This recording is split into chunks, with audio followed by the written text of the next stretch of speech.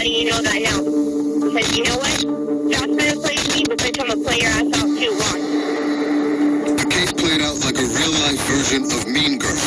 She is a ugly You're a fat bitch, and I'm going to kill you, I swear on my life. How do you account for that? I don't. I was basically obsessed with the chase of it all.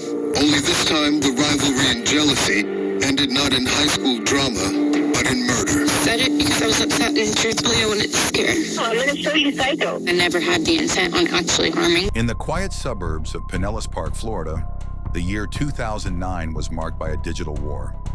This was the era of MySpace, a time when social media status meant everything to a teenager. But for two girls, Rachel Wade and Sarah Ludemann, the screen was a battlefield. Rachel Wade was a 19-year-old with a volatile history, a serial runaway who had defied her parents over 30 times. She was a girl who lived by her own rules. On the other side was 18-year-old Sarah Ludemann, a bright student with a passion for animals.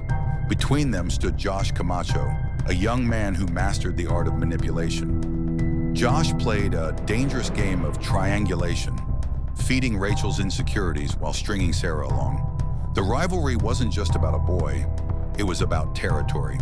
For months, the digital space was flooded with hateful comments and chilling voicemails. Rachel's threats weren't subtle. She openly promised to end Sarah's life. To the outside world, it looked like teenage drama, but in reality, it was a powder keg waiting for a spark. The night of April 14th, 2009, was the final straw. Josh had spent the evening rejecting Rachel and choosing to spend his time with Sarah. For Rachel, this wasn't just a breakup, it was a public humiliation. Driven by an ego-bruising rage, she made a choice that would define her life. She walked into her kitchen, pulled a steak knife from the drawer, and headed into the night. She didn't go to talk, she didn't go to scare. She went with a purpose. At approximately 12:30 a.m., Sarah Ludemann pulled up. 12:30 a.m. Sarah Ludemann pulled up in a minivan outside a friend's house where Rachel was waiting. Witnesses describe a scene of pure chaos. As Sarah stepped out of her vehicle, Rachel didn't wait. She lunged with the precision of a predator. 2 stabs were delivered in rapid succession. The fatal blow was a downward strike that entered Sarah's chest, piercing her heart. Sarah staggered back, her last breaths spent calling out to the very boy they had fought over. She collapsed on the pavement, the victim of a rivalry that had finally turned lethal. When the first responders arrived, they found a scene of total contrast. On one side, Sarah Ludemann was bleeding out, her life slipping away as her friends screamed for help. On the other side sat Rachel Wade. She wasn't crying. She wasn't in shock. She was sitting on a nearby bench, calmly smoking a cigarette. Detectives noted her detachment immediately. It was a classic sign of affective flattening, a complete lack of emotional response to a horrific event. As the investigation unfolded, the murder weapon was recovered from a neighbor's roof. Rachel had tried to dispose of the evidence, but her digital footprint was impossible to erase.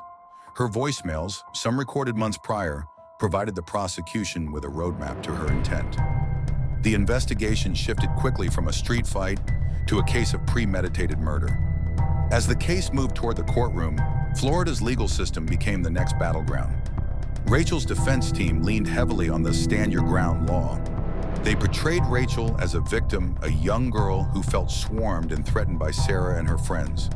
However, the prosecution was building a much more sinister narrative. They argued that stand your ground doesn't apply when you bring a knife to a confrontation you purposely sought out. They focused on the duty to retreat. The idea that Rachel had dozens of opportunities to go home, call her parents, or contact the police. Instead, she chose to wait in the dark with a blade. The pretrial phase was a high-stakes chess match, On but Patreon. Rachel's own words were slowly becoming her greatest enemy. The trial began in July 2010. The courtroom was packed with the families of both girls, separated by a thin aisle and a world of grief. The most haunting moment of the trial wasn't the forensic evidence or the photos of the knife, it was the audio recordings. The prosecution played Rachel's voicemails for the jury. Hearing her cold, calculated threats to murder, Sarah silenced the room. When Rachel took the witness stand, her defense strategy was, "I don't recall."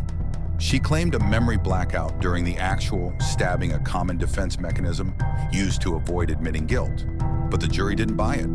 Under cross-examination, her claims of self-defense crumbled. The evidence showed she didn't just stand her ground. She gained it by moving toward her victim. It took the jury just over 2 hours to reach a verdict, guilty of murder in the second degree. The judge sentenced Rachel to 27 years in a Florida state prison. For 16 long years, Rachel Wade fought the system. She filed appeals, blamed her lawyers, and even blamed the victim's family for her situation. If she accepted that she murdered Sarah, she gave a one-word answer.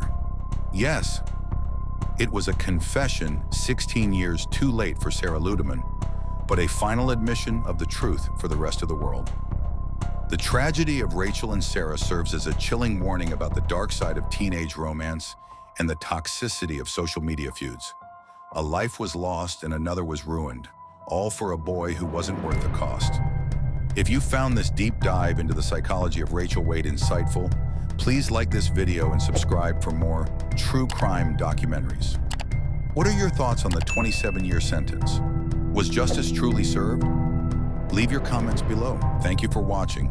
And remember, the choices we make in a moment of rage can last a lifetime.